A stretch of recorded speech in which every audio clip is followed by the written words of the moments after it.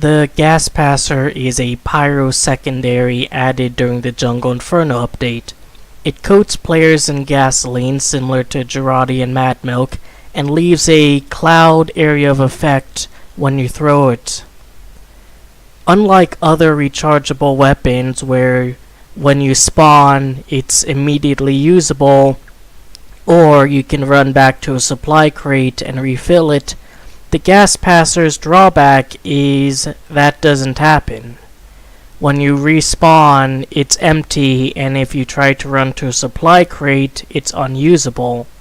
These drawbacks, I think, outweigh the benefits, of which I feel there are very little, and in this video I want to go over why I feel that way. It's worth pointing out that to recharge it faster, you need to deal damage, similar to the Flog or the Soda Popper for the Scout. But either way, it's a long wait. In fact, it's about a minute worth of waiting, and you can test this out when you first enter a match, where everyone else can set up relatively quickly, especially after consecutive updates over the years, such as a medic building up his Uber charge faster, or the engineer being able to put in more metal with every wrench swing during the setup time than he would usually be able to. You're kind of left standing around and waiting. And this is the least worst time to wait, since it is a setup. When the game actually does start properly, running out but still having to wait for it to recharge becomes very undesirable. And it's even worse if you're trying to complete a contract for it, since it takes so long for you to even have the opportunity to use it. One major drawback about this is that it discourages switching classes when you need to. If there's ever a situation where you'd be better off helping your team as another class, even for a second, that comes at a cost. Like this engineer here was using the Wrangler and was taking a little bit of damage. So I go NG and I heal up his sentry and upgrade it. This is a good thing. This is what helps your teammates, and while it didn't work out in this particular case, it is something that should be encouraged. Unfortunately, the Gas Passer is now completely reset, meaning that if I had not gone NG and just waited, I probably could have had it fill up and then used it on that crowd of heavies. It doesn't even continue recharging after you die. For example, right here, I used it, threw it, and it's right before the first letter. So I'm waiting to respawn about 15 seconds, watching the other players play, and as soon as I'm back in the game, it's still at that exact point. So it could be 60 seconds plus whatever time it takes to respawn. The only saving grace is that it continues off where it left off when you died, rather than completely restart, but at that point, I'd much rather use another weapon. On top of all of that, it just doesn't seem very useful. It's pretty easy to miss other players with it, even if it seems like you were shooting right at them. And when it comes to other pyros, it's a lot easier just to use your flamethrower. All you have to do is shoot them more than they shoot you, and make sure you have a higher health. Even this sniper here seemed to be just low health, and the Gas Passer had nothing to do with my victory. And that soldier? Yeah, he's right next to a dispenser, so pretty much a useless shot right there. The very fact that all anyone else has to do is rush toward a healing item or be next to a dispenser or a medic in order to counteract your effects, which are fairly abundant in this game. It's not exactly hard to get more health when you need it.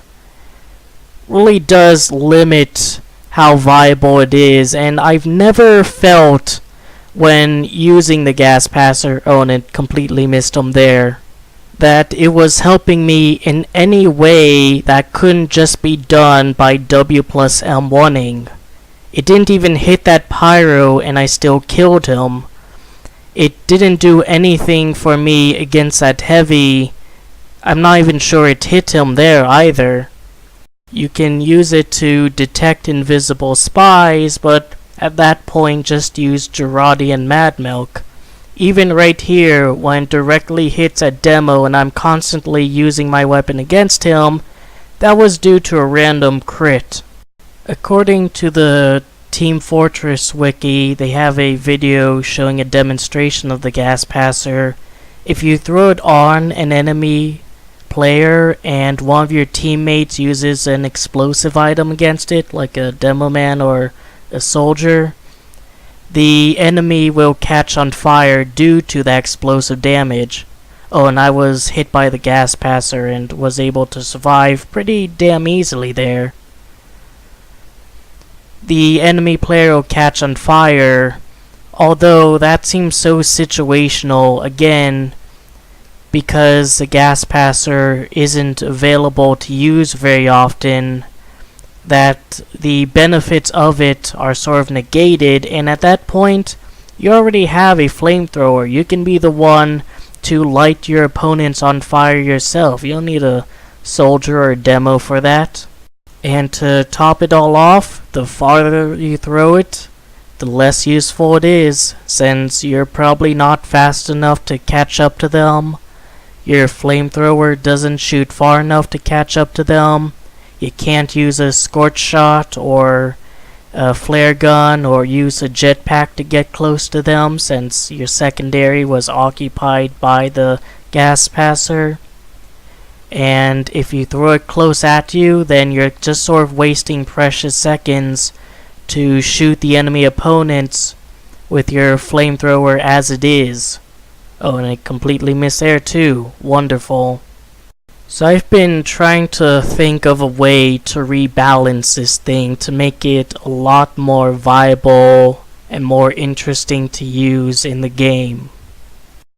One way they could do it is, oh, goodbye soldier, is to make the area of effect, the actual gas cloud, a lot larger and have it linger for a lot longer, where you can use it to sort of block off a path, such as on ramps or in staircases, and soldiers and demos can stick by there and utilize the burn damage much more effectively, because the gas dissipates pretty quickly to the point where its area of effect where people can walk into it, and it's so small it just doesn't seem to matter all that much. Alternatively, it could significantly increase the damage done by your flamethrower, since you have to be pretty close to effectively use it with the flamethrower anyways.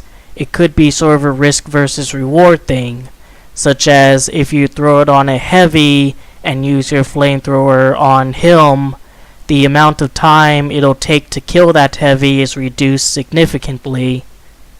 Or it could be completely revamped, and rather than leave a cloud somewhere, it leaves a puddle of gasoline that you can light on fire and stays lit, blocking off an entrance lest somebody walk through it and burn themselves for, I don't know, let's say 10 seconds. This, I think, is the best one, since it adds a whole new layer of strategy to the Pyro, where you can block off certain areas for the enemies to move through, similar to, say, a sentry blocking off a particular path and funneling everyone into another path that your teammates could much easier keep track of. Or additionally, it can be used to block off a point for a few seconds, thus preventing it from being captured long enough for your teammates to respawn and try to seize control.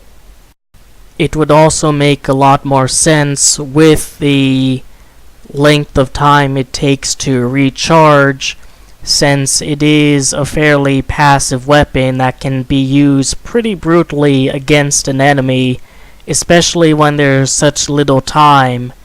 You have like 15 seconds left and the point is covered by fire, and let's say you're not a pyro who can air blast it to extinguish that fire.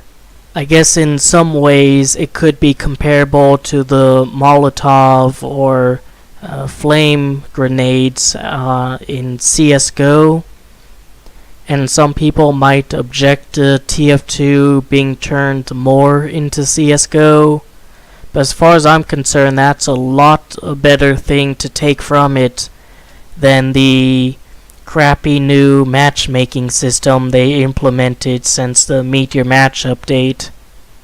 So let me know what you think. Do you think the gas passer needs a revamp, and how would you do it? What pyro secondary do you use more than it if you don't like using it? Anyways, I hope you enjoyed the video, that I gave you something to think about and otherwise entertained you. Take care.